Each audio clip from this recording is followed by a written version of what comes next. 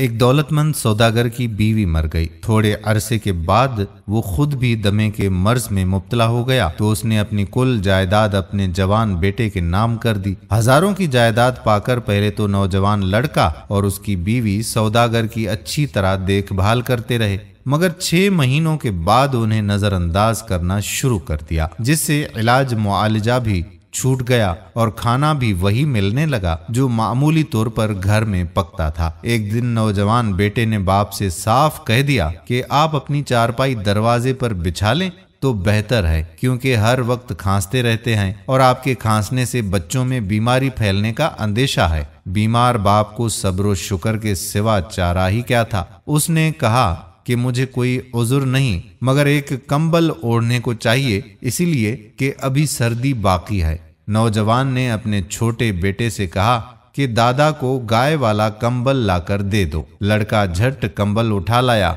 और दादा से कहा कि लो दादा, इसमें से आधा तुम फाड़ लो और आधा मुझे दे दो। दादा ने कहा कि भला आधे कंबल से सर्दी क्या जाएगी बेटा। बाप ने भी बेटे से कहा कि दादा को सारा ही कंबल दे दो, क्यों दादा को तंग कर रहे हो।